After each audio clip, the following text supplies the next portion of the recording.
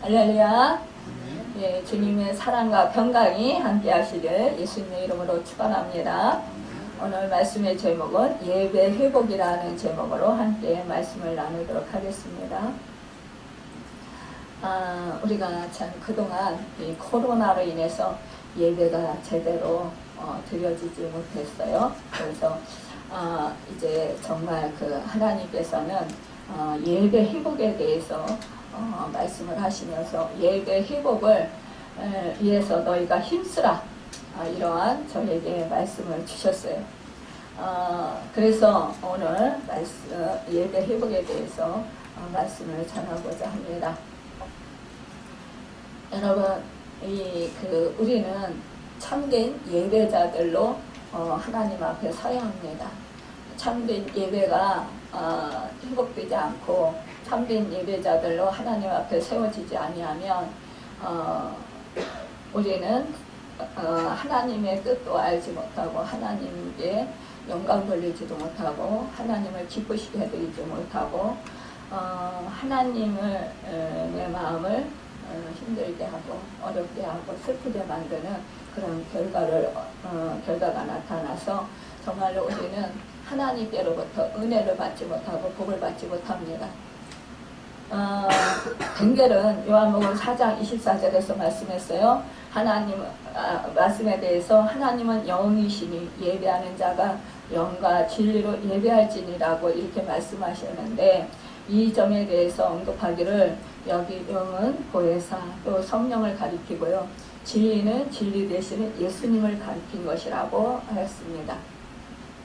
그렇습니다. 우리 예배는요, 예수 그리스도의 보혈을 중보로 하고 성령의 감화 감동을 따라서 예배를 드려야 된다라는 것입니다.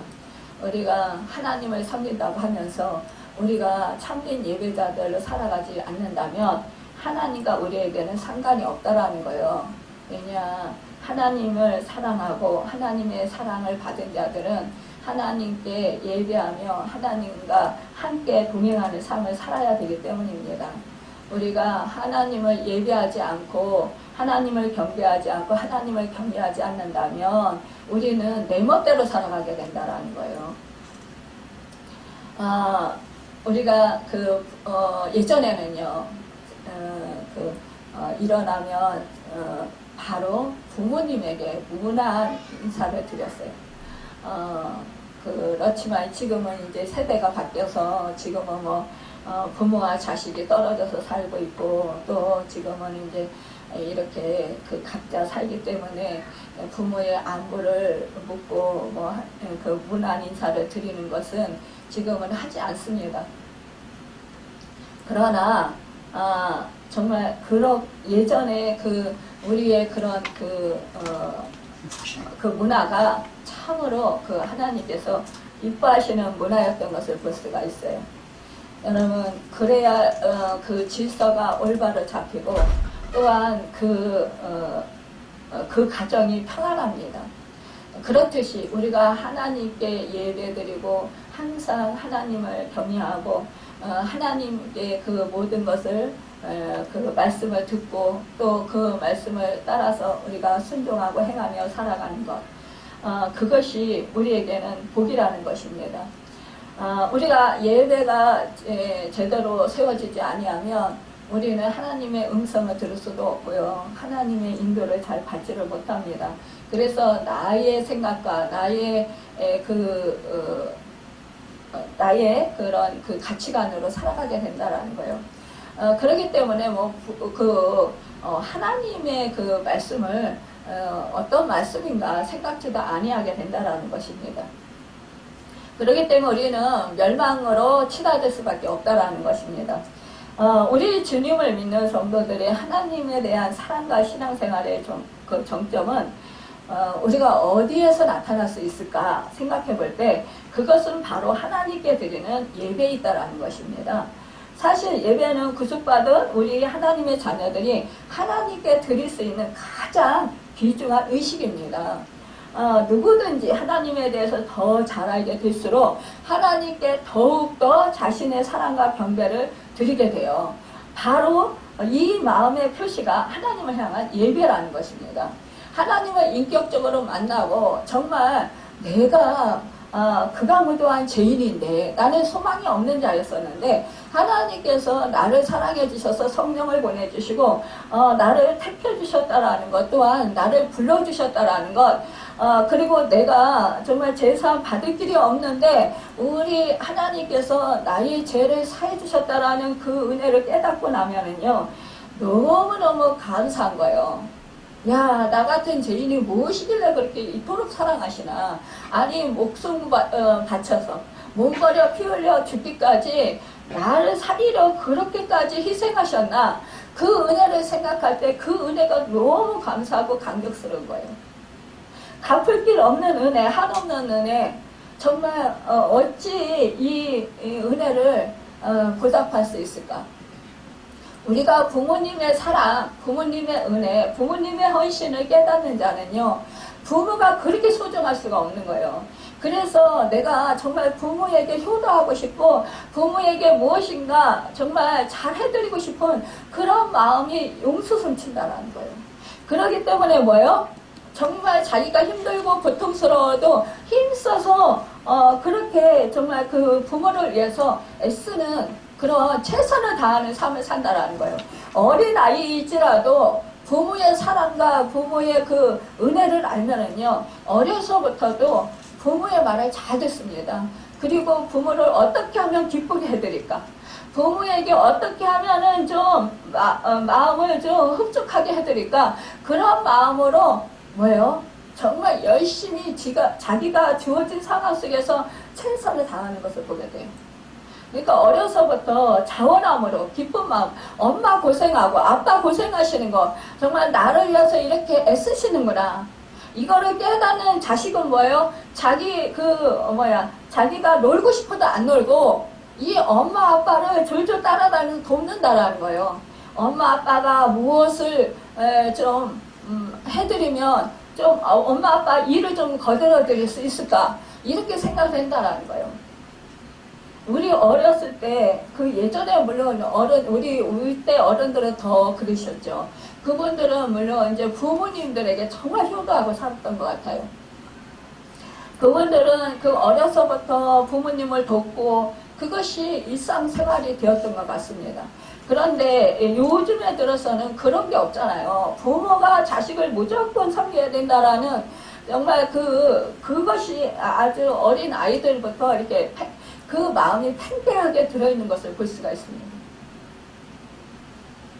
그런데 정말로 하나님의 사랑을 깨달으면 깨달을수록 은혜를 더 깊이 알면 알수록 내가 참된 예배자, 정말 하나님을 기쁘시게 해드리는 게 무엇일까? 정말 하나님 마음에 조금이라도 흡족하게 해드리고 하나님의 마음에 내가 조금이라도 정말 이 은혜를 보답할 수 있는 길이 무엇일까라고 생각을 해본다라는 거예요. 그러면은 뭘까요? 우리가 제일 하나님이 기뻐하시는 것이 무엇일까요? 참된 예배자예요. 하나님을 예배하는 거예요. 하나님은 하나님님을 모셔드리는 것입니다. 내 마음속에요. 하나님이 나를 사랑해 주신 것을 깨달으면 나 또한 하나님을 사랑하는 마음이 든다라는 거예요. 여러분, 내가 나를 사랑하는 사람도 사랑하는 사람을 보면은 나도 사랑해주고 싶은 마음이 들잖아요. 그거와 마찬가지라는 거예요. 하나님의 사랑이 느껴지고 깨달아진다면 정말로 하나님을 사랑할 수밖에 없어요. 그렇다면 하나님이 기뻐하시고 하나님이 원하시는 게 무엇일까? 여러분, 우리 예배를 통해서 하나님과 더욱더 가까워집니다. 우리는요, 그러기 때문에 예배를 소중히 여겨야 되는 거예요. 예전에 정말 제가 하나님의 인격적으로 만나고 나서는 너무너무 하나님 은혜가 감사한 거예요. 야, 나 같은 죄인 살리신 어찌 이렇게 감사하고 고마울 수가 있을까. 갚을 길 없는 어머. 정말로 길가에 뒹구는 돌멩이마저 못하고 그게 막 예전에는 그런 소리를 들었어도 그냥 그렇게 생각하나 보다 이렇게 생각을 했어요. 근데 제가 하나님을 만나고 나니까 정말 처절하게 제 가슴 아주 깊은 곳에서 은혜가 느껴지는 거예요. 그리고 내가 나 같은 이 극악무도한 진짜 소망이 없는 이 죄는 왜 이렇게 사랑하셨을까? 그러면서 이 속에서 깊은 이 마음 속에서 막 울컥울컥 올라오면서요. 그 은혜가 너무 감사해요. 이거 갚을 길 없는 은혜, 보답할 길 없는 은혜, 이거 어찌하면 좋습니까? 그러면서 정말 생각해 볼 때 그런 거예요. 야, 내가 뭐 예전에 벌레 같은 거 징그럽다 그랬잖아요. 야, 내가 이 벌레만도 못하네. 아, 내가 귓가에 뒹구는 돌멩이만도 못하네. 와, 내가 이렇게 마른 막대기만도 못하네. 그런 것들이 쓸모가 있습니까? 별로 쓸모 없어요. 근데 그것만도 더 못해. 사람들이 징그럽게 여기는 그 벌레, 가까이 하기 싫은 그 벌레, 정말 발길로 촉촉 차오면 채이는 그 돌멩이, 그러한 것보다도 이 마른 막대기 불쏘시개로만 쓸 수밖에 없는 그런 마른 막대기, 그런 막대기만도 제가 더 못하구나. 그런데 그런 정말 아무 쓸모없는 저를 왜 그렇게 사랑하셔서 몸버려 피 흘려 나를 살리려 죽으셨을까? 그 은혜가 너무 감사해서 매일 우는 거예요. 그러니까 눈에 진물이 나는 거예요. 그냥 눈물이 줄줄줄줄 흘러요. 그냥 슬퍼서 우는 게 아니에요. 너무 기쁘고 감사해서 이 죄인이 구원받은 은혜가 너무 감격스러워서 너무 행복해서 그래서 우는 거예요. 그러니까 어떻게 돼요? 예배를 사랑하게 되는 거예요. 너무너무 예배가 그리운 거예요. 그러니까 늘 예배를 미리 막 가고 싶은 거예요. 예배 자리에. 그러니까 새벽 예배 죽기 살기로 나가고, 그러니까 정말 예배를 너무너무 사모하니까요. 오로지 하나님밖에 생각이 안 되는 거예요. 그러니까 사람들하고도요, 옆에 좌우 교회 가면서 쳐다볼 겨를이 없어요. 생각할 겨를이 없어요. 오직 제 마음 중심에 다 하나님께로 향한 마음이 아주 온전히 그렇게 집중되어서 하나님께만 향하는 거예요. 내가 하나님께 예배드리고 정말 하나님께 은혜 받고 하나님 사랑받고 하나님의 그 치료하심을 받고 또 하나님이 책망하시더라도 그 말씀을 내가 받고 내가 회개하고 하나님의 뜻이 무엇인지 깨닫고 인도함을 받는다라는 것이 너무 기쁘고 감격스럽고 너무너무 감사한 거예요. 그러니까 그냥 예배를 드려도 또 드리고 싶고 또 드리고 싶고 말씀을 들어도 또 듣고 싶고 또 보고 싶고 기도해도 또 하고 싶고 더 하고 싶고 계속 하나님만 찾는 거예요. 오멜벨만. 물론 그것은 성령님께서 저에게 사로잡아 주셨기 때문입니다. 하나님의 사랑으로요. 하나님의 은혜로요. 여러분도 저와 같은 그 은혜를 받기를 간절히 소망합니다. 그리고 기도합니다. 사실상 저는요, 예전부터 늘 그 기도를 했었어요. 하나님, 제가 만난 하나님, 정말 다른 사람들도 꼭 그런 하나님을 만나게 해주세요. 그래서 하나님 사랑을 도저히 절절하게 정말 뼛속 깊이 그렇게 느끼고 그렇게 정말 경험하게 해주세요. 그래야 하나님 사랑이 얼마나 귀한지 정말 이 세상 어떤 것보다도 존귀하고 어떤 것과도 바꿀 수 없는 그 최상의 것이라는 것, 그것을 깨달아야 하나님을 진정으로 섬길 수 있고 하나님을 진정으로 예배드릴 수 있습니다. 그렇기 때문에 저같이 하나님을 만나게 해주시고 저같이 하나님 사랑을 받게 해주시고 저같이 하나님 은혜를 받게 해주세요. 저는 사실상 이 305장 찬송이 제 말씀하고 똑같아요. 그래서 제가 이렇게 회개 고백의 기도 드리기 전에 늘 이 찬송을 여러분에게 이렇게 부르도록 우리가 이 찬송을 부릅니다. 예전에는요, 이 305장을 부르면서 엄청 울었어요. 야, 나 같은 죄인 살리시. 너무나도 놀랍고 고맙다. 이 갚을 길 없는 은혜, 보답할 길 없는 은혜, 어찌하옵니까? 제 목숨을 드린들 그것이 뭐가 그렇게 그 보답이 되겠습니까? 제 생명을 드린들 뭐가 그렇게 큰 보답이 되겠습니까? 그러니까요, 하나님께 다 온전히 그 모든 것을 전입격으로 드리겠다라는 그 마음이 되는 거예요. 그런데 여러분, 전입격적으로 하나님께 내 생명을 드리고 내 몸을 드리면 여러분 망합니까? 여러분 망한다고 생각하기 때문에 못 드리는 경우가 너무나 많아요. 그런데요, 안 망해요. 우리 육은요, 망할까봐 겁내해요. 세상 가치관으로 사는 우리들은요, 하나님을 정말로 진정과 신령으로 섬기면서 그렇게 예배자로 살으면 이 세상 거 다 버려야 되기 때문에, 그렇기 때문에 내가 이 세상에서 망할 것 같아요. 돈도 못 벌고 사람들과의 관계도 내가 하나님만 찾아야 되니까 떨어져서 멀어질 것 같고, 그리고 내 명예는 정말 완전히 사라질 것 같고 그렇습니다. 그런데요, 정말 사라지기도 해요. 그럴 때 우리는 두려움에 빠집니다. 야, 내가 이 모든 걸, 내가 원했던 거 정말 다 사라지네. 어찌하면 좋아. 나는 망하나 봐. 나는 이제 끝인가 봐. 그런데요, 하나님은 역전시키십니다. 여러분, 하나님과 나와요, 정말 친밀해지고 정말 하나님 사랑을 깊이 깨닫고 은혜를 그렇게 깨달으면요, 우리를 아름다운 주님의 모습으로 하나님 나라 백성으로 그렇게 세우시기 위해서 우리를 연단하십니다. 내가 좋아하던 거 다 끊어버리게 만들어요.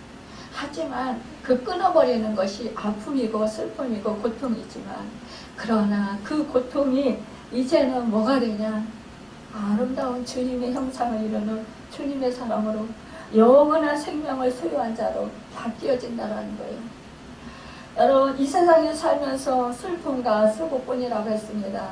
이 세상은요, 정말로 나를 괴롭히고 나를 힘들게 하고 나를 살지 못하도록, 제대로 살지 못하도록 그렇게 만드는 악한 요소들이 너무나 많아요.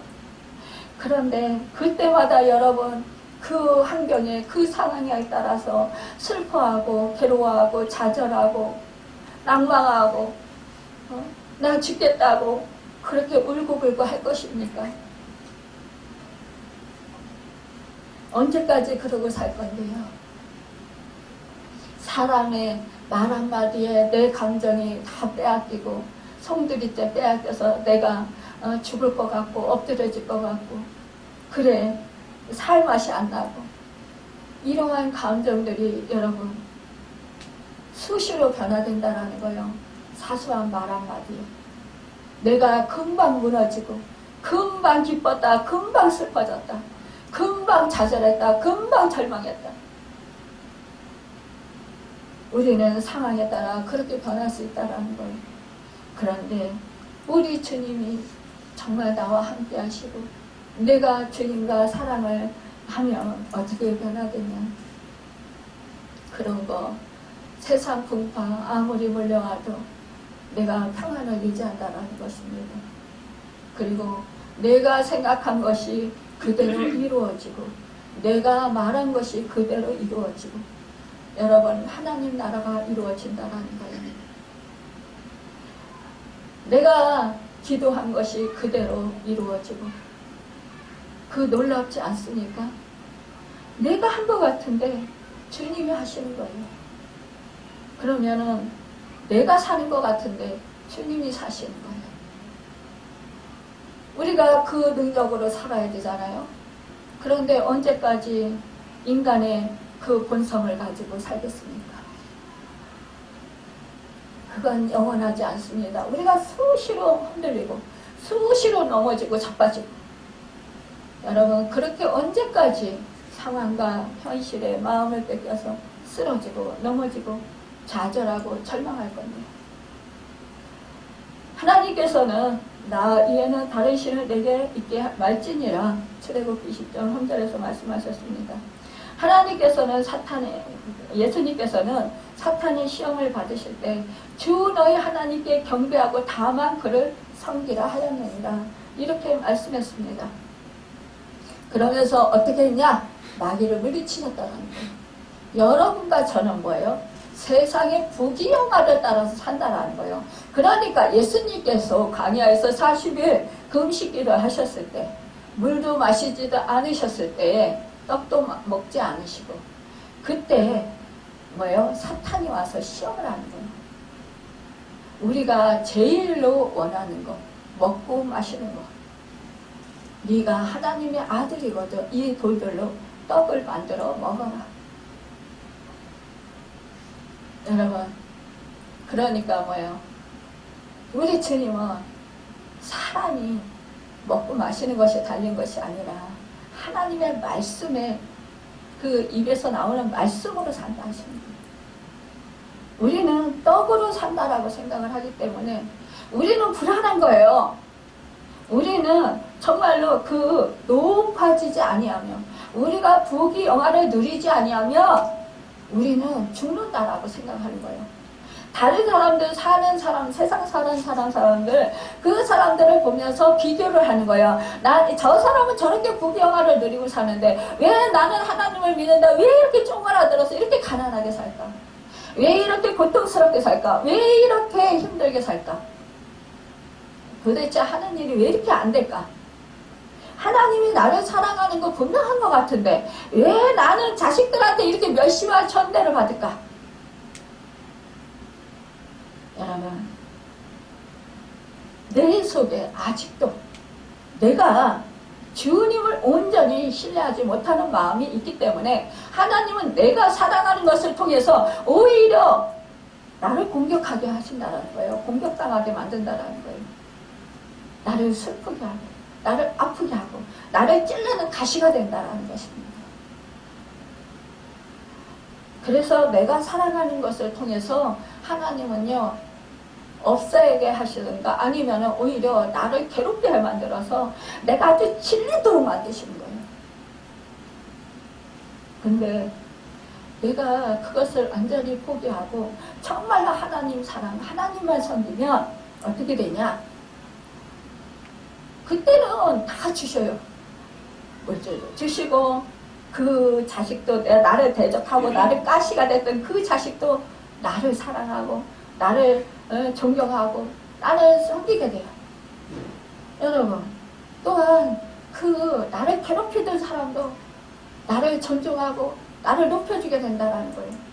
그런데 그 역전의 은혜를 베풀어 주신 건 뭐냐? 바로 내가 주님의 말씀을 살았을 때예요. 내가 주님의 말씀대로 살지 않았을 때는 그 결과가 나타나지 않아요. 언제까지고 나는 그 훈련을 계속 받습니다. 내가 사랑했던 거, 내가 의지했던 거 바로 주님 앞에 내려놓지 않는 한 나는 계속적으로 그 고통을 계속 당한다는 거예요. 내가 그것을 다 하나님께 맡기고 내려놓고 그래요. 하나님, 나를 죽이시든지 살리시든지 나는 하나님의 소유입니다. 나는 하나님의 자식입니다. 마음대로 하십시오. 그러고 그냥 놔버리세요. 하나님이 당신 자식을 죽이십니까? 아니요. 우리 하나님은요 살리시는 하나님이에요. 우리 하나님은 신 중에 최고의 신입니다. 어떤 분들이 그래요.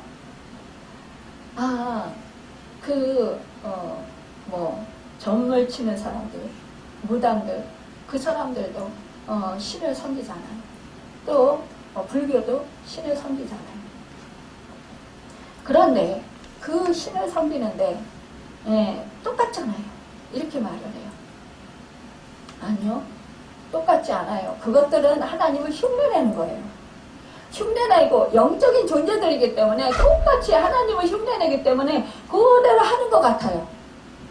그런데 힘이 없어요. 처음에 그것들도 물질도 줘요. 지금 그러잖아요. 아, 그 광야에서 우리 주님이 줄이고 마시지 않아서 목말랐을 때 이 사탄이 와서 어떻게 했어요? 아, 네가 하나님 아니면 아들이면 이 돌들로 떡을 만들어. 네가 하나님 아들이고 확인해줘. 뭐 이러면서 또 높은데 또 성전 꼭대기 올라가서 이 부귀영화를 보여주면서 야, 네가 하나님 아들이면 여기서 성전부터 뛰어내려봐. 그러면 천사들이 받들어서 너를 하나도 안 상하게 할 거야. 이 부귀영화 내가 다 줄게 너한테. 그건 누구 거예요? 우리 예수님 거예요. 주님 거예요. 하나님 거예요. 근데 마치 사단이 이 마귀가 지네 건 줄 착각하고 지네 거니까 주겠다는 거예요. 이 마귀는 하나님이 부리는 종입니다. 여러분. 하나님 앞에서요. 꼼짝 못해요. 아, 욥기 보세요. 하나님이 두루 다니면서 다니다가 온 이 그 마귀 사탄에게 너 동방의 제일들은 그 욥을 유에 구하느냐? 예. 그 욥이 너무너무 믿음 생활 잘하기 때문에 당대의 의인이에요. 하나님이 자랑하고 싶었어요. 자랑하고 싶으셔서 정말 나를 이렇게 잘 섬긴단다. 그런데 네가 구하느냐? 위에서 구하느냐?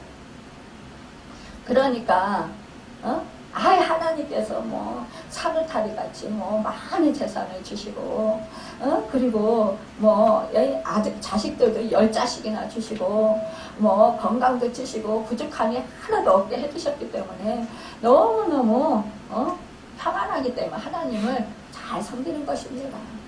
그 모든 것을 다 없이 해보십시오. 그러면 아마 하나님을 욕하고 원망할 것입니다. 여러분과 제가 하나님의 선택받은 하나님의 자녀들이에요. 그렇다면 이 사탄 마귀가 우리를 통해서 그렇게 하지 않을까요? 그렇게 해요. 예전에 우리 아버님이 저한테 야, 너 병 좀 아냐? 전화해서 아니요, 그냥 그대로예요. 어떤 날은 더 힘들어요. 야, 너는 욥이다. 너네 가정은 욥이야. 아, 욥 정말 듣기 싫어요. 정말 생각하기도 끔찍해. 하나님, 저는 욥 싫어요. 그리고 이 욥은 당대 의인이었어요. 믿음이 너무너무 좋았어요. 근데 그래서 하나님이 칭찬하시고 싶어서 자랑하고 싶어서 이 사단에게 말씀하신 거예요. 근데 우리는 믿음이 없어요, 하나님. 근데 왜 우리 아버님은 새벽기도 하시고 맨날 연애는 욥이다 이렇게 말씀하시는 거예요. 저는 정말 그 말씀 거북스럽고 정말 너무 두렵고 싫어요. 근데 욥은 정말 한꺼번에 당했잖아요. 그쵸? 그 환난 폭발. 근데 저희는 차곡차곡 하나씩 다 당하게 하시는 거예요. 야, 그래서 그래, 우리 믿음이 한꺼번에 확 다 당하면 그러면 하나님이 못 견딜까봐 이렇게 한 가지씩 차례대로 그렇게 다 없이 해보시는 거예요. 근데 제가 죽었습니까? 욥이 죽었습니까? 안 죽었어요. 저는 물질이 없을 때 이제 정말 채권자들한테 그 막 난리를 치고 막 이럴 때 이제 집도 절도 없이 다 쫓겨나가서 정말 그 어디 살 곳도 없이 그렇게 됐을 때 제가 이제는 그때도 몸이 엄청 안 좋았어요. 고개도 이렇게 들고 다니기 힘들었어요. 그때 자꾸 이렇게 장로님하고 기도원에 토요일마다 가면 아니 말씀이 금식하라는 말씀을 자꾸 주시는 거예요. 야, 근데 하나님 저는 그때 한 끼 굶으면 큰일 났어요. 덜덜덜덜 몸이 떨리고 그렇지 않아도 이게 밥을 먹어도 기운이 없어가지고 정신이 없는데 이 금식을 해보세요. 이거는 진짜 죽음이에요. 근데 자꾸 금식하라는 말씀을 자꾸 들려주시는 거예요. 설교를 들어도, 집에서 설교를 들어도 금식해라. 성경 말씀을 봐도 금식에 대한 말씀이 나오고, 뭐 기도원에 가도 목사님들이 금식하라는 말씀을 하시고, 계속 금식. 그러더니 마침내 우리 그 담임 목사님도 이제 그때가 연말이 다 됐는데, 그때 내년에 새해를 맞이하기 위해서 여러분 준비하기 위해서 금식기도 하십시오. 이렇게 말씀하시는 거예요. 야, 이거 당연히 금식해야 되는구나. 꼼짝없이 이거 금식해야 되는구나. 근데 하나님 어떻게 금식을 해야 될까요? 저는 한 끼만 굶어도 이거 큰일 나잖아요. 쓰러지잖아요. 어떻게 금식할까요? 그러면서 하나님한테 기도하는 거예요. 하나님 분명히 저한테 금식하라고 하시는 것 같은데 어떻게 금식을 할 수 있을까요? 그런데요. 저는 몸을 못 쓰니까 이 밖에를 잘 못 다니고 화장실을 잘 못 다니잖아요. 걸어서.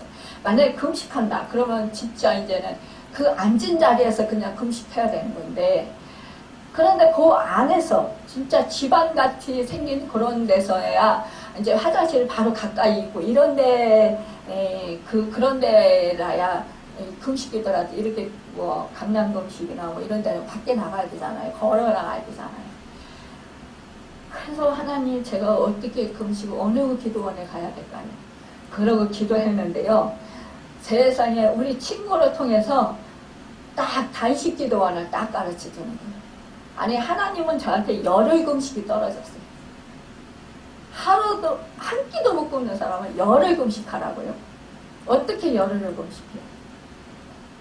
근데 딱 단식 기도원 친구가 얘기하는데 그 안에서 다 해야 된다. 근데 거기가 기도하니까 거기로 가라는 거예요. 그래서 그래 죽으면 죽으리다. 에스더와 같은 마음으로 하나님 생명은 주님께로 달려있습니다. 그래 죽으면 죽겠습니다. 그러고 갔어요. 가서 정말 기도를 했어요. 근데 저는 물질이 정말 필요했잖아요. 그래서 통곡을 하면서 물질을 구하러 갔어요. 근데 우리 주님은, 성령님은 제 안에서 물질을 한 마디도 입 밖으로 못 내밀게 하시고, 이 정말 열흘 동안요 어떻게 시키셨냐? 주님만 제 안에 충만하게 해주세요. 주님만. 단식기도 하는 날 3일 동안 물도 안 먹고 떡도 안 먹고 아무것도 입에 안 대고, 그리고는 3일 동안요 그렇게 밤낮으로 통곡하며 바닥을 뒹굴면서 그렇게 주님만 제 안에 오십시오. 주님만 제 안에 충만하게 해주십시오. 이 기도만 계속 울며불며 통곡하면서 떼굴떼굴 굴러가면서 그렇게 한 거예요. 이것이 제가 한 게 아니라 성령님이 시키신 거예요. 저는 지금 어떻게 해요? 다 만에서 길거리에 나앉게 생겼어요. 지금. 그런 상황에서 저는 물질을 그렇게 구하러 갔는데 주님은 절대로 입 밖으로 물질 이 말도 못 꺼내게 하시는 거예요. 그래서 그렇게 기도시키셨는데요. 3일 끝나고 이게 이제 여기는 어떻게 하냐, 단식 기도원인데 3일을 온전히 물도 안 마시고 떡도 안 먹어요. 그리고 단식을 시키셔요. 그리고 4일째부터 보호식에 들어가요. 멀군 미혹. 그러니까 3일 끝나고 나면 12시가 넘으면 밤에 뭐 시키냐, 장 청소를 시켜요. 그러니까 동치미 국물을 조금씩 줘요. 그리고 소금물로다가 이제 장 청소를 하는 거예요. 물을 계속 먹어서 장에 있는 노폐물을 다 빼요. 맑은 물이 나올 때까지. 그러니까 그렇게 해요. 그러면서 이제 하는데 제가 장 청소를 하잖아요. 다른 사람들은 몸이 안 좋으면 더 늦게 끝난대요. 그러니까 많이 시간이 오래 걸린대요. 몸이 건강해서는 빨리 끝나요. 그래서 뭐 몇 시간 안에 2시간, 3시간 안에 바로 끝나는 사람이 있어요. 저는요 밤새도록 새벽 기도할 때까지 이게 안 끝나는 거예요. 새벽 예배 드리는데 저는 화장실에 앉아 있는 거예요. 계속 이제 그냥 이렇게 나오는 거예요. 그러니까 완전 탈진했죠. 근무력증이 다시 왔어요. 아니 치료 받아도 이게 부족할 판에 근무력증이 다시 왔으니 몸이 쫙 깔아져서 움직일 수가 없는 거예요. 기도하러 왔다 이제 완전히 죽는 거예요. 그런데 그때 이 물이 들어가고 보호식이 들어가고 하니까요, 이 영적으로 딱 잡아주시던 그 성령의 권능이 조금씩 약해져요. 그러니까 이제는 제 몸이 완전히 탈진해서 완전히 힘을 잃는 거예요. 그랬더니 저를 이제 일으켜 세워서 이 미움을 먹여야 되는데 2사람, 3사람이 저를 들어도 못 일으켜요. 그런데 너무 놀랍게도 암 환자들 이렇게 케어하시는 분들 있잖아요. 호스피스. 그 훈련을 받은 그곳에서 집사님이 있었어요. 그분이 제 옆방에서 있었어요. 그러니까 한 사람씩 한 방에 들어가서 기도를 하는 거예요. 근데 옆방에서 제 기도 소리를 다 듣고 제가 하는 것을 보더니 뭐라 그러는지 아세요? 아유, 집사님은 하나님이 크게 쓰실 건가 봐요. 이러면서 와가지고 저를 번쩍 들어서 세상에 그 식당에다 데려다 놓고 저를 다 떠먹여주고 제 뒷수발을 다 해주고 열흘 동안 그분이 그러니까 7일이죠. 7일 동안 남은 7일 동안 뒷수발을 다 줬어요. 근데 지금은요, 그분이 부산에서 사시는데 그분이 사모님이 되고 그 장로님이 목사님이 됐어요. 개척하셨어요. 그래서 정말 하나님은 이렇게 도울 자를 보내주십니다. 그래서 열흘을 무사히 마치고 집에 돌아올 수 있었어요. 여러분, 그때 저는 화장실에서 못 일어나요. 경제통에서 못 일어나, 힘이 없어서 못 일어날 때 제가 기도하는 거, 하나님 힘 주세요. 예전에 그랬으니까 힘 주세요. 저 일어날 힘이 주세요. 막 엉덩이 너무 아파 빠져나갈 것 같아요. 막 오래 앉았으면 그래요. 빠져나갈 것 같아요. 하나님 도와주세요. 일어날 힘을 주세요. 막 그러면서 기도하는데 안 주시는 거예요. 그래서 하나님 그럼 도울 자를 보내주세요. 그랬더니 그 집사님 딱 오는 거예요.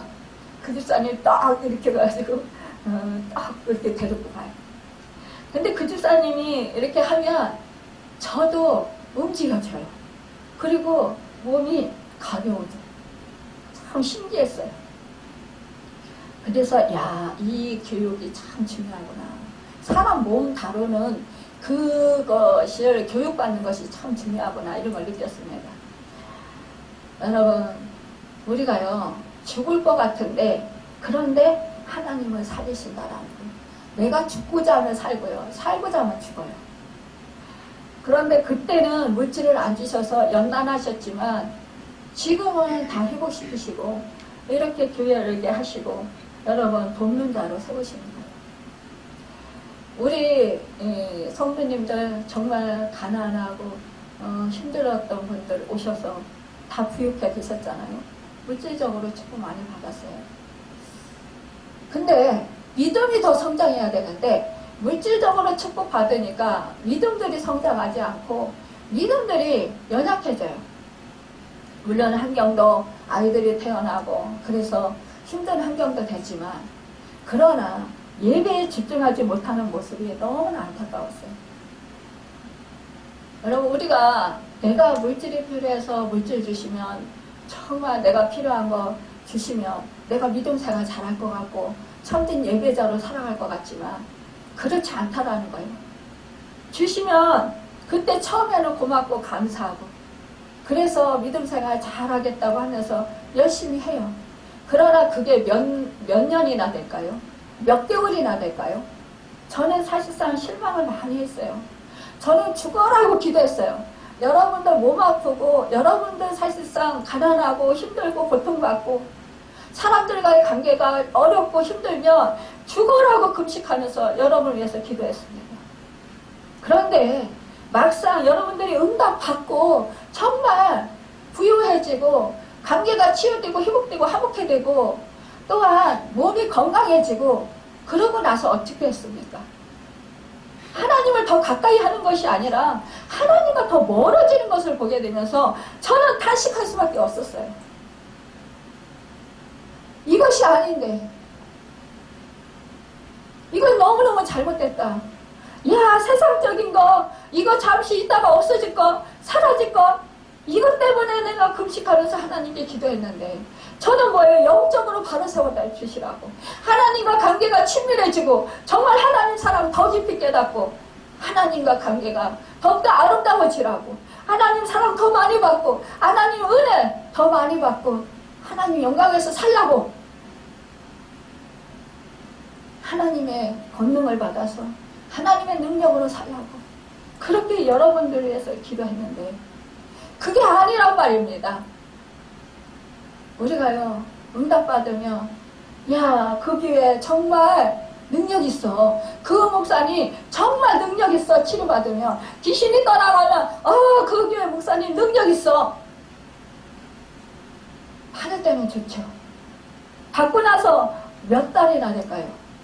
몇 날이나 될까요? 정말 안타깝습니다. 내가 죽고 정말 지금 죽을 법이 생기고 지금 몸이 아파서 죽을 것 같고 지금 내가 지금 물질로 지금 파산할 그런 상황이 있으면 죽기 살기로 하나님을 매달리는 경우도 있고 도망가는 경우도 있어요. 하나님이 나를 도와주시지 않으니까 나는 하나님이 필요 없어. 하나님이 나를 정말 사랑하지 않나 봐. 이러면서 도망가는 사람도 있어요. 물론 그런 사람들에게는 또 하나님께서 물질도 주시고 하십니다. 임시 방편으로요. 우리가 어렸을 때는 우리도 그러잖아요. 뭐를 달라는 대로 부모가 다 주잖아요. 커서는 줍니까? 이거는 안 돼. 그리고 네가 이제는 노력해서 해야 돼. 네가 이제는 직장 다니면서 돈 벌어야 돼. 내가 공부 다 시켜줬잖아. 부모가 그러잖아요. 근데 이 자식이 언제까지 부모한테 빌붙어서 부모가 도와주지 않으면 부모 원망하고 부모한테 떼쓰고 부모 욕하고 그럼 그 부모가 살 맛이 나겠습니까? 하나님도 마찬가지라는 거예요.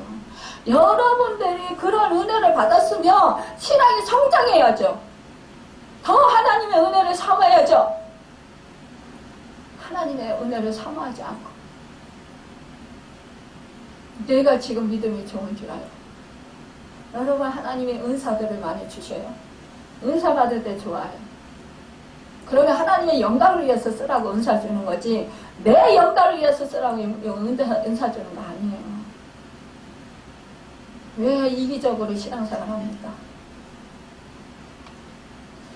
장로교 신조 예배모범 2장 2절에 이런 말씀이 있습니다. 예배 시간에 모든 사람이 엄숙한 태도와 공경하는 마음으로 예배하고 목사가 낭독하거나 인증하는 성경 외에는 다른 것을 보지 말아야 한다 라고 했습니다. 예배란 무엇이냐? 섬긴다는 뜻이라고 했고 절제한다, 엎드린다라는 뜻도 있습니다. 이것은 하나님을 공경하고 경배하고 헌신한다라는 의미입니다. 그런데 진정한 그 예배 행위는 범죄한 죄인이 거룩하신 하나님을 찾아서 만나서 공경하고 경배하고 헌신하는 엄숙한 행위인 것이에요. 오늘도 하나님께서는 진정으로 예배하는 자를 찾으시는데 신령으로 드린다 하는 것은 하나님의 놀라운 은혜를 생각하면서 깊은 경의와 존경하는 마음으로 예배하는 것을 말하는 거예요. 영적 본성이 중심이 된 우리의 가장 고귀한 그런 그 마음 중심을 자원하여 드리는 것이에요. 전인격을 하나님께 드리는 것입니다. 성령님께서 이것을 가능하게 하신다는 거예요. 여러분은 이 자리에 불러 모아 주셨으면 성령님께서 여러분에게 임재하셔서 하나님께 영으로 신령으로 진리로 주 예수 그리스도의 이름으로 여러분에게 그렇게 예배 드릴 수 있도록 참된 예배자들로 세워주신다라는 거예요. 근데 여러분께서 하나님께 예배 드리러 오면서 해이한 마음을 갖는다라는 거예요. 아, 그냥 대충 때우자. 예배 안 드리면은 큰일 날 것 같고, 예배 드리자니 너무 힘들고, 그냥 적당히 앉아있다가 적당히 그냥 오자. 응? 여러분, 그러니까 뭐예요? 부주의하는 거, 무관심하고 무지하고 함부로 예배를 드리고. 여러분, 이렇게 예배는 뭐예요? 내가 제물이 되는 거예요. 주님 앞에서, 하나님 앞에서 내가 주어지는 거예요. 내가 하나님 앞에서 정말로 녹아지는 거예요. 온 마음과 온 뜻과 정성을 다해서 영과 진리로 하나님께 예배 드리는 거예요. 우리가 예배를 잘못 드려서 버림받은 사람들이 얼마나 많이 있습니까? 우리가 정말로 그 아담의 바로 아들인 가인이 버림받았잖아요. 이스라엘 백성들이 버림받았잖아요. 여러분, 우리가요 정말로 참된 예배자들로 세워질 때 어떻겠습니까? 아벨은 가인에게 맞아서 죽었어요. 죽임 당했어요. 그러나 뭐예요? 하나님의 믿음 안에 들어갔잖아요. 하늘에 정말로 그 히브리서 믿음장에 기록될 정도로 그렇게 축복을 받은 자잖아요. 우리는 자기 욕구와 편리주의를 택해서 그렇게 억지로 그렇게 마지못해서 그렇게 예배를 드리지 말아야 된다는 것입니다. 우리는 하나님의 자녀들이에요. 허공을 향해서 드리는 그런 헛된 예배가 아니라 분명히 대상이 있어요. 어떤 대상이냐? 성부, 성자, 성령, 삼위일체 하나님이십니다. 그분은 누구십니까? 온 세계 모든 만물을 말씀으로 창조하신 만왕의 왕이신 참 신 중에 참 신이라는 것입니다. 여러분, 최고의 신이라는 거예요. 우리 그 마귀는 뭐예요? 죽이고 멸망시키고 빼앗고 도둑질하고 우리를 지옥으로 끌고 가려고 그래요. 여러분, 이 잡신을 섬기는 사람들, 왜 기독교만이 유일하게 구원이 있습니까? 왜 그렇게 독재적입니까? 그래서 기독교가 싫다라고 이렇게 말하는 사람 많아요. 예수 그리스도가 우리 모든 사람들 인류의 죄를 십자가에서 몸버려 피 흘려 죽으셔서 감당해 주셨기 때문이에요. 그 십자가의 보혈의 피가 없으면, 묻어있지 아니하면 재앙을 만난다는 거예요. 죽임을 당한다는 거예요. 애굽에서 종살이 했을 때, 그때 이스라엘 백성들이 하나님께서 이제 모세를 통해서 그 구출해 내실 때, 구원해 내실 때, 이 바로 왕은 이들을 안 보내려고 했어요. 왜? 자기들의 종으로 부리면 얼마나 좋습니까? 재산 가치가 얼마나 좋습니까?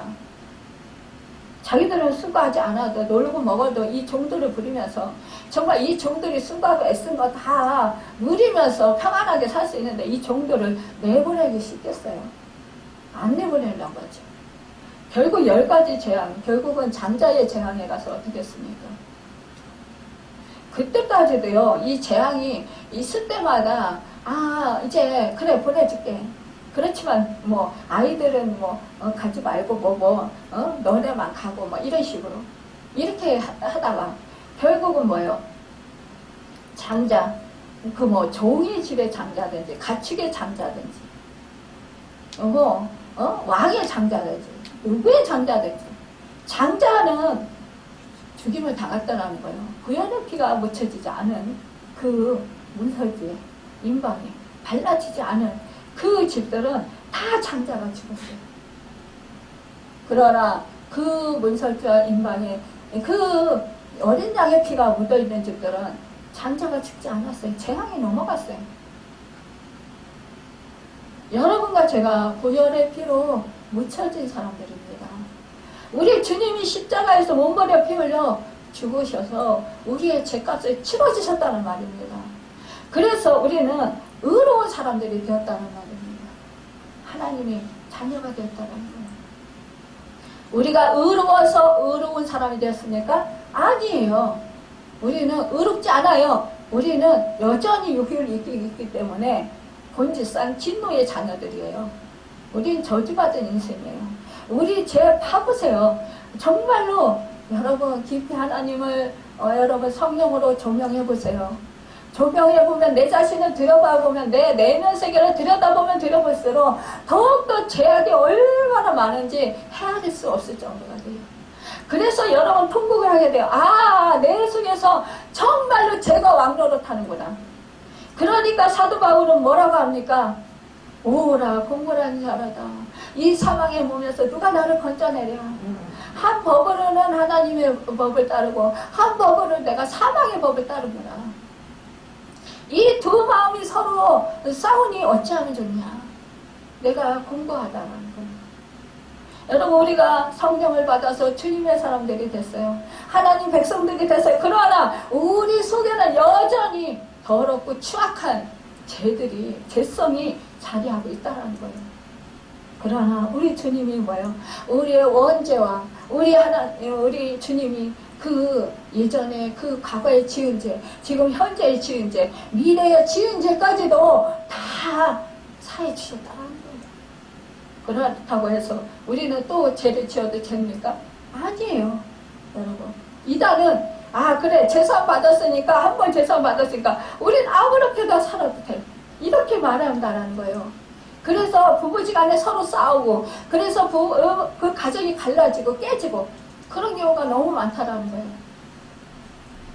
우리는 계속해서 죄를 지을 때마다 나의 본성을 쳐서 복종시키고 우리는 십자가로 주님의 생명으로 새롭게 우리는 거듭나야 되는 것입니다. 날마다 나를 쳐서 내 본성을 쳐서 복종시키고 그리고 날마다 말씀으로 우리는 새롭게 변화를 받아서 살아야 된다는 것입니다. 여러분 우리가 그렇게 할 때 정말 우리는 이렇게 그 하나님의 모든 자비하심으로 이렇게 사도 바울이 변한다 했어요. 너의 몸을 하나님이 기뻐하시는 거룩한 산제물로 드리라. 이는 너희가 드릴 영적 예배니라. 여러분 그렇습니다. 우리가 이렇게 정말 하나님께 영과 진리로 드릴 때 그것이 바로 그 하나님께 드려지는 예배라는 것입니다. 여러분 여기서 몸은요 단순하게 육체만 가리키는 게 아니에요. 우리의 인격, 지정의 그리고 삶 전체를 가리키는 것입니다. 그것이 바로 우리가 드릴 제물이라는 겁니다. 구약시대에는 짐승을 죽여서 피 흘리면서 제사를 드렸어요. 여러분 이 소제를 드릴 때 가루를 빻아서 고운 가루로 하얀 고운 가루를 하나님께 드렸어요. 그러나 우리는 그럴 필요가 없다는 거. 왜? 예수님이 당신의 몸을 대속제물로 이미 십자가에서 드렸기 때문이라는 거예요. 여러분 그 구약시대의 짐승제사는 어떻게 해요? 내가 죄를 지을 때마다 내가 정성 들여 갖추고 내가 재물을 키워요. 여러분 사소하는 게 아니었어요. 처음에는. 나중에는 이제 이 편리에 의해서 멀리 있는 사람이 이 재물을 끌고 오다가 중간에서 뭐 상하기도 하고 그러기 때문에 또 다시 들어가서 흠없고 점없는 재물을 또 가지고 와서 또 다시 제사를 해야 되고 이렇게 되기 때문에 결국은 먼 데 있는 사람 편의를 위해서 나중에는 그 성전 옆에서 결국은 이 맹회를 하도록 허용을 했어요. 그것도 사람의 편의에 의해서. 지금 이렇게 사람의 편의에 의해서 자꾸 예배가 축소되고 자꾸 사람의 편의에서 프로그램화되고 하나님께 진정과 신령으로 드리는 그 참된 예배가 아니라 내 마음의 만족이 이루어져야 되는 예배. 그래야만이 내가 은혜받았다고 하고 내가 예배를 성공했다 하고 이렇게 한다라는 거예요. 세상에 이 교회가요, 지금 세상의 물결을 쫓아간다라는 거예요. 세상의 가치관을 따라간다라는 거예요. 그래서 능력 없는 교회들이 된 거예요. 그래서 예수의 생명이 나타나지 않는 거예요. 교회는 커졌고 수는 많아졌다고 자랑하지만 그러나 결코 자랑할 수 없는 거라는 것입니다. 우리 한 심령 세워가는 것, 주님의 제자로 세워가는 것, 주님의 형상을 이룬 자로 세워가는 것, 여러분 정말로 주님의 생명으로 충만한 자로 세워가는 것이 얼마나 그게 고진감래를 해야 되는지 알지 못합니다. 여러분. 한 사람 한 사람을 예수의 생명으로 세워가는 것이 그것이 얼마나 큰 그 은혜고 축복인지 아십니까? 여러분 믿음 생활 오래 했다고 신앙 연주가 많다고 나는 모태신앙이라고 자랑할 게 없다라는 거예요. 진정으로 여러분이 인격적으로 하나님을 만났습니까? 진정으로 여러분이 진정으로 참된 예배자들로 세워졌습니까? 네, 전인격으로 하나님께 예배를 드립니까? 사모함으로.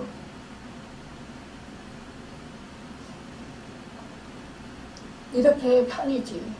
정말 이렇게 사람의 물량주의 이런 것으로 사람들을 위한 그런 잔치가 아니라는 거예요.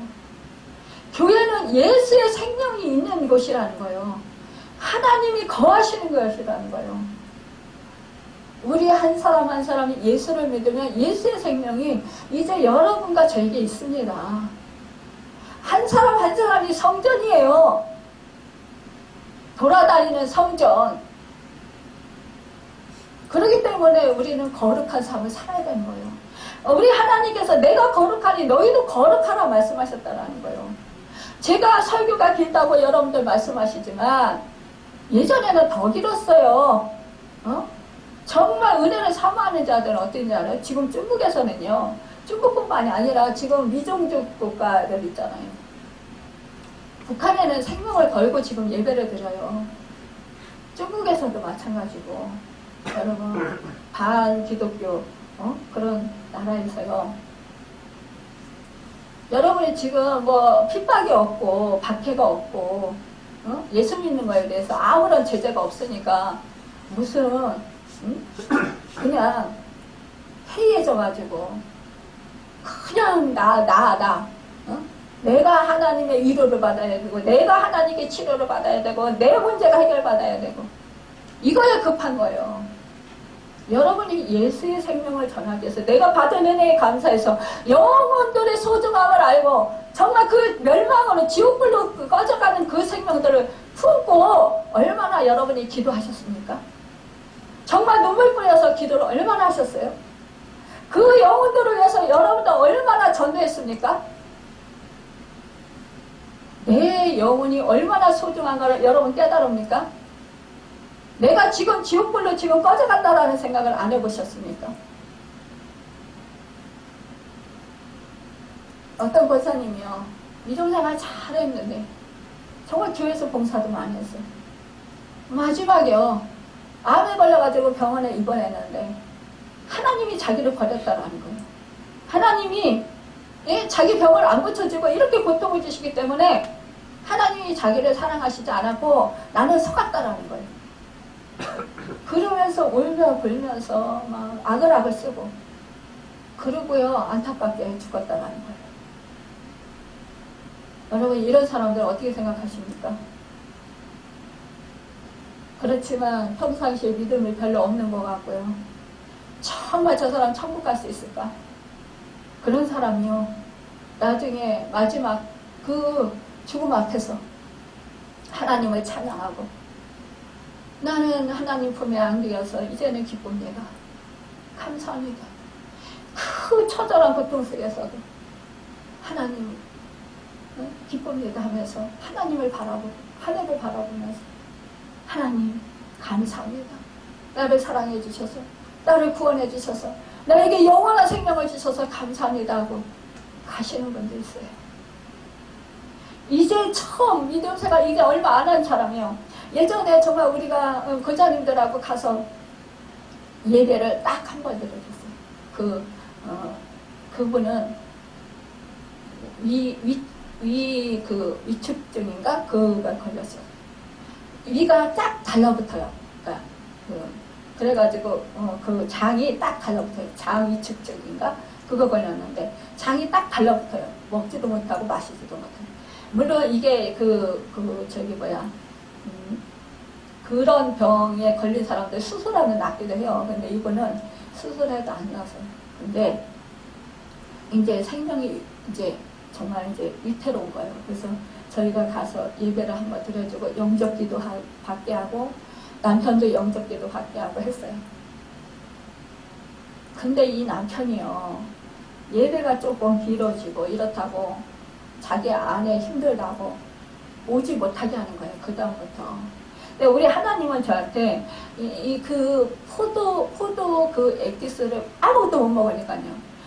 그 영양제만 맞는데 수액을 맞아도요, 나중에 마지막 때는요, 이 수액이 흡수를 안 합니다. 여러분. 물이요, 우리 수분이 다 빠져나가요. 이 땅구멍에서요, 땅구멍에서 물이 주주주주주주 새나와요. 그러면 이분이 이제는 돌아가실 때가 다 됐구나, 이렇게 우리가 알 수 있어요. 그분한테 그게 나오는 거예요. 이제 얼마 안 남았잖아요. 그런데도 우리 같으면 어떻습니까? 이 영혼이 천국에 가야 돼. 그러니까 우리는 어떻게 해서 예배를 드리고 어떻게 해서라도 더 정말 기도해야 되고 막 이렇게 하잖아요. 근데 이 남편은 믿지 않는 남편이라 어렸을 때 나가고 안 나갔던 교회. 영접 기도는 받았지만 예배를 안 드리는 거예요. 그러고 나서 우리를 못 오게 했단 말이에요. 근데 이분은요, 남편을 원망하는 거예요. 우리를 못 오게 한다. 근데 나중에 알고 보니까 이 아들이 얼마 안 있다가 이제 천국 갔었어요. 근데 이 아들이 간증하는 거예요. 우리 엄마가요, 제가 성경책을 보았어요. 성경책, 그 목사님이 주신 그 성경책을요, 가슴에 안고요, 어떻게 믿음이 없으니까 하나님을 찾는데 천국만 바라보다가 그러고 가셨어요.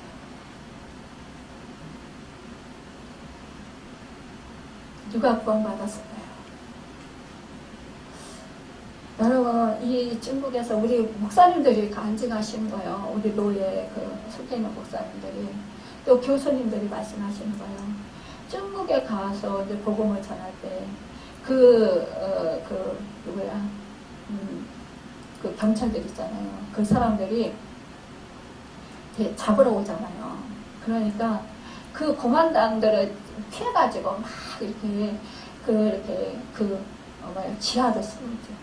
이리 도망가고 저리 도망가고 그러면서 모이면은요, 자리가 없다는 거예요. 서서들이 그냥 이 의자가 어딨어요. 그냥 빼곡하게 그냥 아주 그냥 착착 그냥 겹쳐서 앉는다라는 거예요. 발을 어떻게 뻗어요. 그래가지고 막 어떤 사람은 이제 앉을 자리가 없으니까 막 서서 뭐 복도고 뭐 어디고 뭐 없는 거죠. 그런데 이제 이게 걸리잖아요. 걸릴까봐 소리가 밖으로 나가면 걸릴까봐 막 그러는데, 그런데 예배를 드리면 밤새도록 예배를 드려요. 그래도요, 누가 하나 화장실 가는 사람도 없대요. 그렇게 갈 수가 없겠죠. 앞에 막 차곡차곡 아니 끼어 앉았는데 어떻게 그걸 빠져나가겠어요. 화장실 가고 싶어도. 밤에 대부분 드리는데 밤에 밤새도록 그렇게 하고 이제 도망가는 거예요. 다들 잡힐까봐. 이 동네에서 저 동네로. 여러분, 예배를 쳐서 예전에 카타콤에 왜 그 초등학교의 그 사람들이요, 그 박해를 통해 피하기 위해서 어디 숨었습니까? 지하 동굴에 숨었어요. 동굴에 숨어서 그들은요, 정말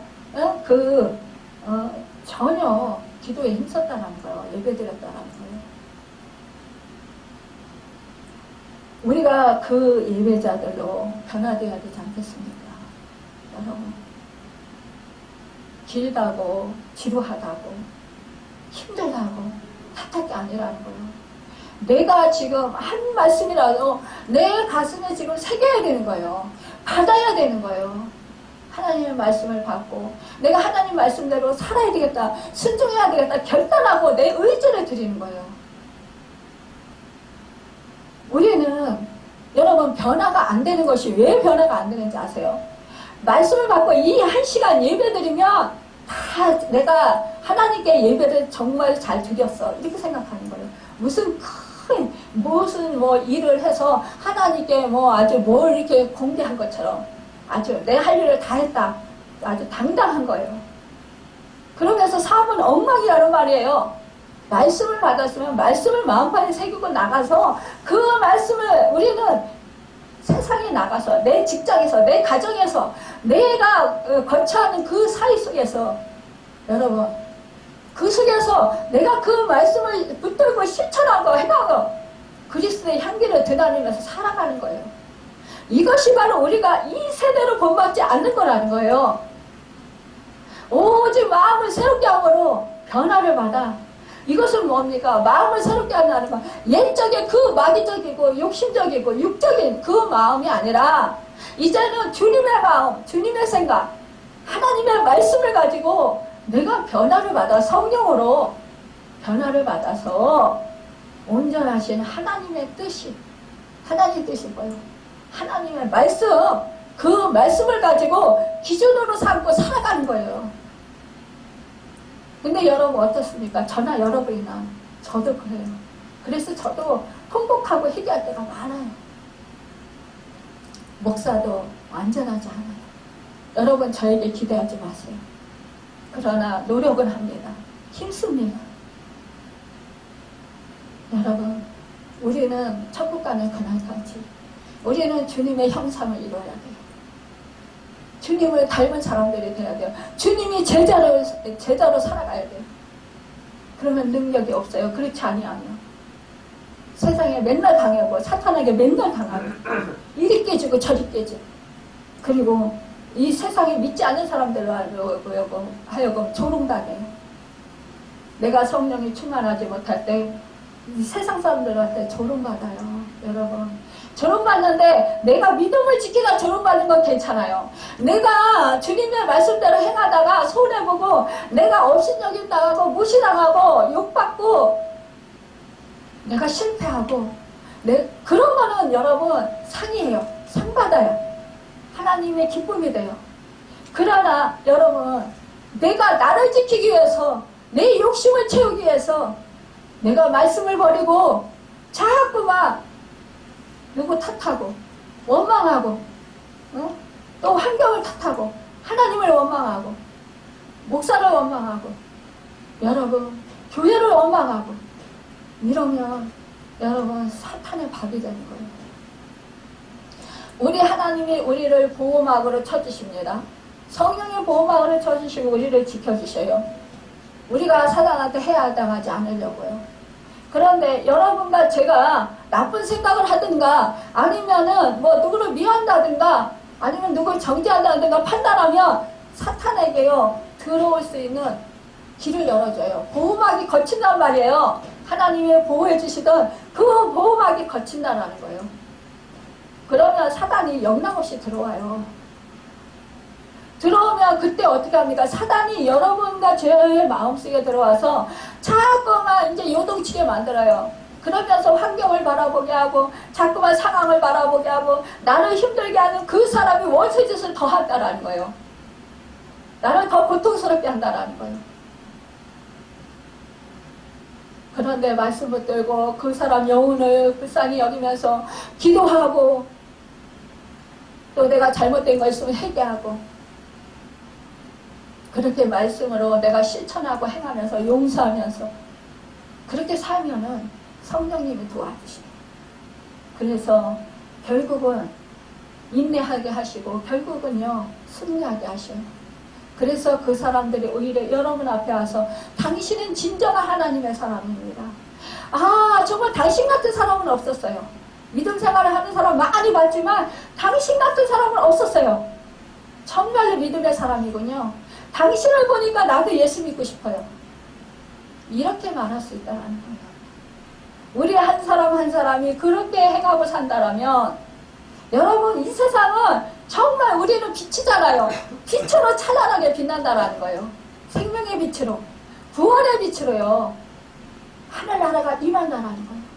나 한 사람이 정말로 이 그 말씀에 순종하고 행하며 그곳에 하늘나라가 임한다라는 거예요. 하늘나라 원리가 세워진다라는 거예요. 근데 여러분과 제가 육에 치달아서 자꾸만 세상적인 가치관으로 빠지고 우리가 하나님의 사람으로서 능력의 삶을 살지 못하고 오히려 세상 사람들과를 닮아가고 세상 사람들보다 더 못한 그런 정말 연약한 그런 성도들로 살아가게 되기 때문에 결국은 선한 영향력을 끼치지 못하고 예수 생명을 살리지도 못하고 살리기는 뭐합니까? 오히려 하나님의 영광을 가리게 되는 거예요. 우리 믿음의 사람들이 부끄러움 당하는 것은 물론이거니와 하나님이 부끄러움을 당하신다라는 거예요. 하나님의 이름에 욕을 먹이는 것이라는 거예요. 여러분 이제는 우리가 정말 이 삶 속에서 나 한 사람이 주님을 모신 성전이다. 나 한 사람이 성령님과 성부 성자 성령과 함께 동행한다. 하나님이 어디서든지 다 보시잖아요. 무수무지하신 하나님.